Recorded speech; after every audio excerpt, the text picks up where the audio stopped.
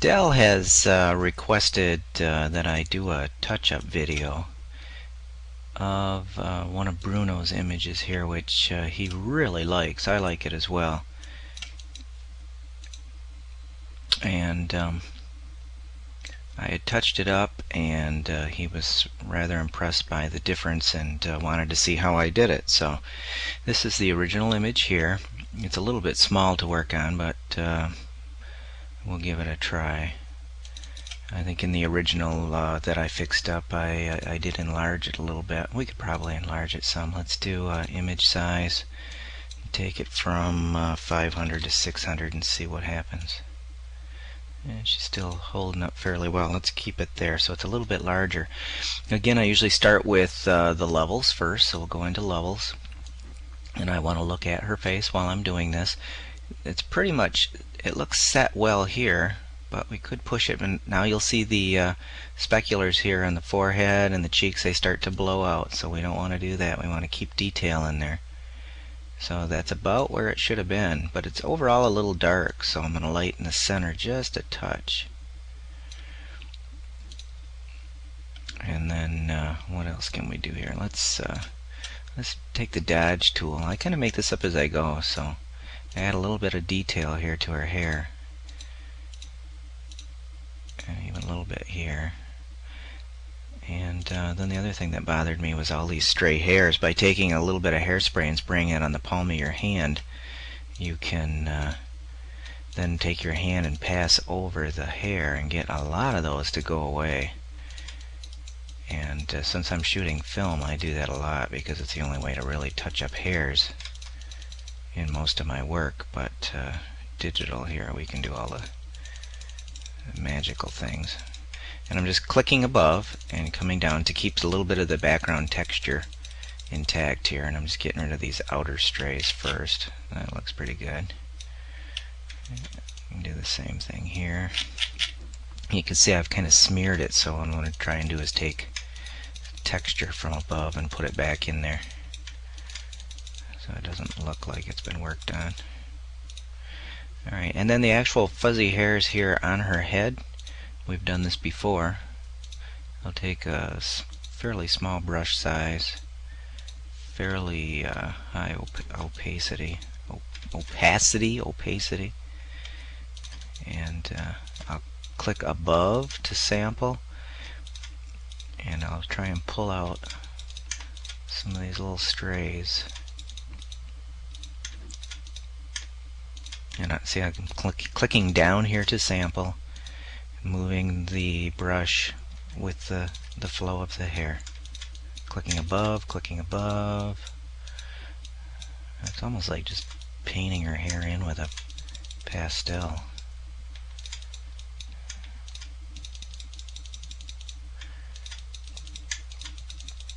It's hard for me to talk and work at the same time, so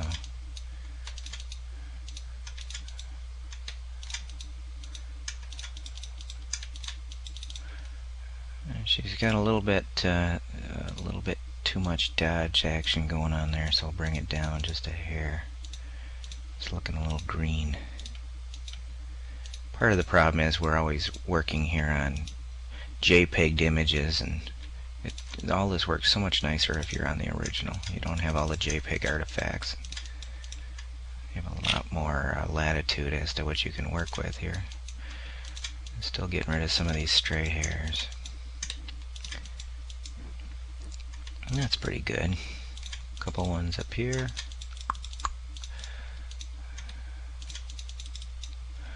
That side's good. Let's see what we got here. There's a little one here.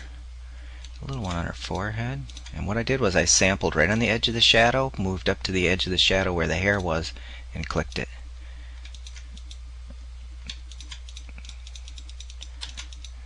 If you want to get rid of that one, do the same thing. Just kind of bring that up. And I see a little hair over here on the side of her eye too. See this one? Let's get in there, and we're going to turn down the opacity a little bit, make it a little more transparent. And I constantly sample the different tones to bring them in. Now that I'm here, I see some little blemishes, so sampling about in the same area the same tonal range and cloning over these little bumps.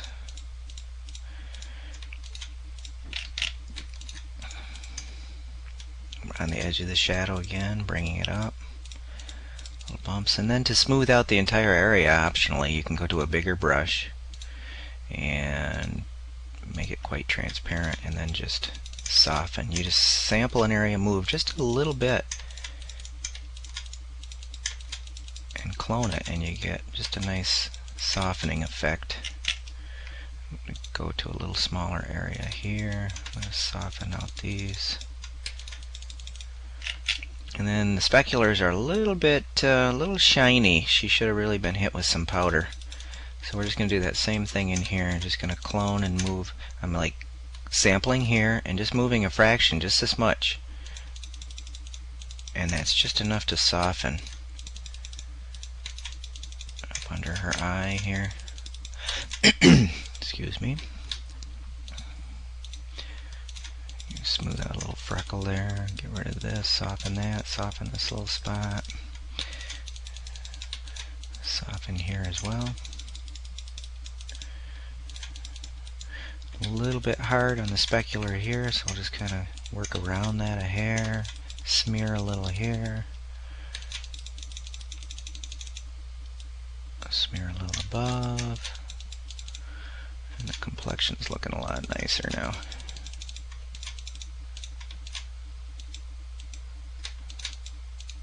Fix her makeup a little bit.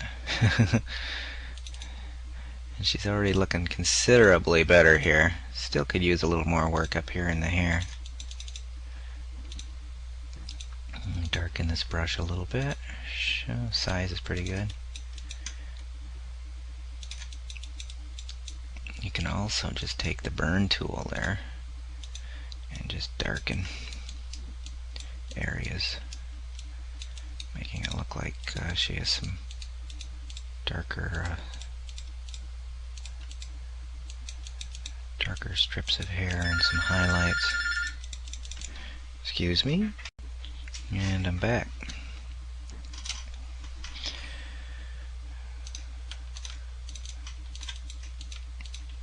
You can spend more time on this area up here. It just depends on how much you want to put into it. I still see light areas, fuzzies. Taking a dark area here and cloning it down over those fuzzies. Now she should be looking pretty good. Normal size. This bothers me just a little bit. It's not really a problem, but there's just a light spot there.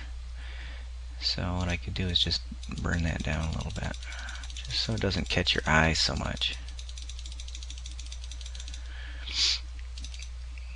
Much better. Now she has beautiful eyes. Let's see if we... It doesn't hurt to tweak her. She doesn't need anything here, but let's just dodge those a hair, and then just a little bit on the bottom to add some color in her eyes. That's nice. And then I zoom back. What I'm doing is each time I zoom back and I see what bothers me. And as at first it was the stray hairs. Now those are gone, so they don't bother me. So now I look at it overall, and my eye is drawn to this area right here. See, as you look at it, I look at those eyes, and this is just pulling me away. So let's go see what it is. Ah, it's more hairs. Cloning above, pulling it down, cloning above, smearing it down.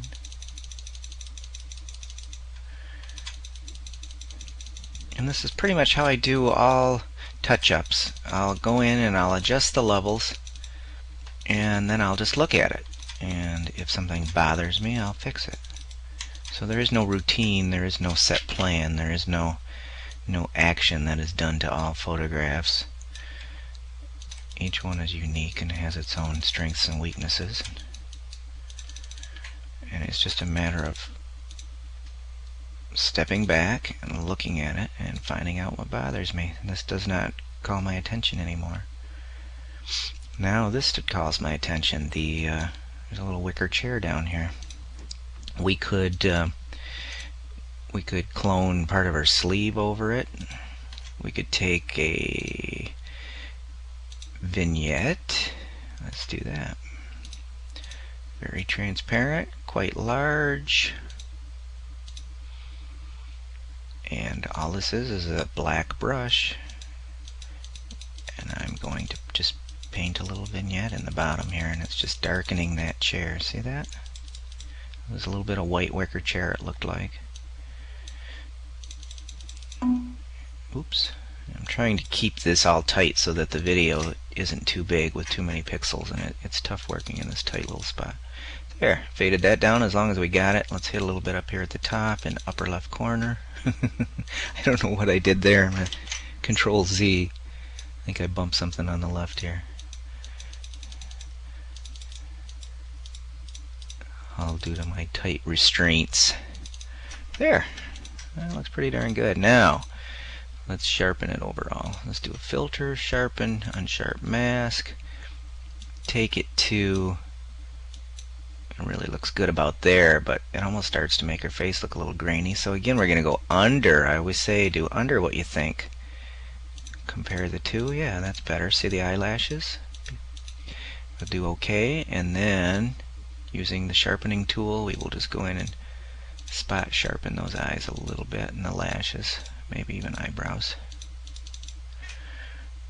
Pull back, and then if we want, we could even do my favorite softening technique. We will do a duplication of the layer. Come up to Image, Filter, Blur, Gaussian Blur, and that's about how much. Looks good, doesn't matter. Looks good to me. And then we'll go back to the top, and if we make it very transparent, you'll see the blurry one underneath. We don't want that. This is the totally sharp one on top. We're going to bring it down slightly until it looks good. Usually it's about 80% or so, 80, 84. We can go a little bit more because she's a female and very pretty. We want to soften her up. So we have, I think I've lost my audio. Testing 1 2, testing 1 2. We are now going to flatten the image, so we just have one layer again. And because we've softened her, we are now going to go in and just punch up those eyes just a touch, very weakly, just to bring them back. And one last look at the levels here. Since we softened the speculars that were getting blown out, we can now push it a little further and get a little more snap out of it.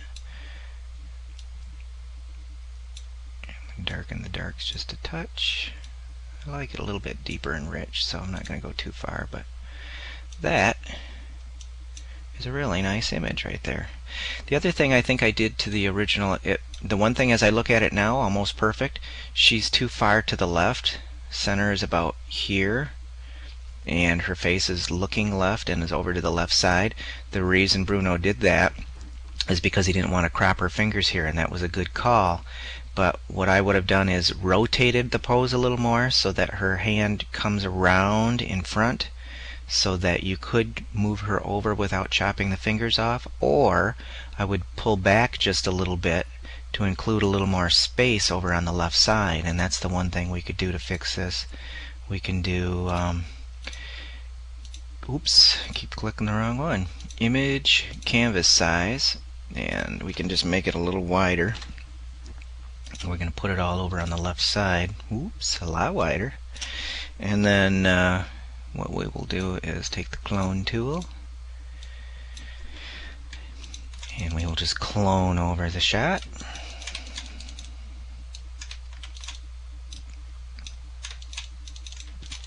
And a lot of this will be cropped again, so it doesn't have to be real precise. And let's burn it just a little.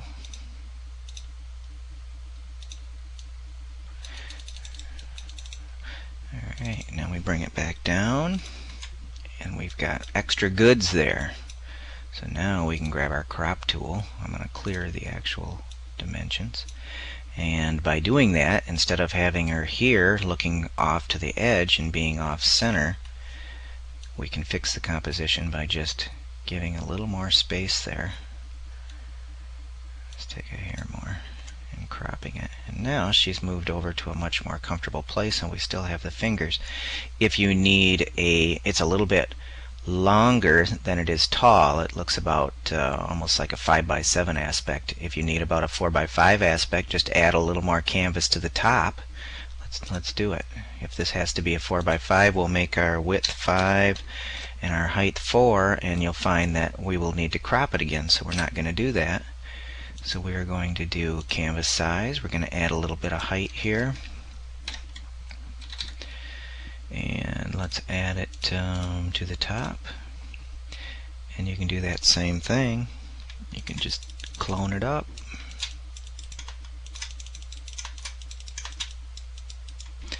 And before I put the cropping marks in my digital camera, I had to do this a lot because I would compose in the camera and have to crop to a 4x5 the horrible 35mm perspective, or proportions I should say.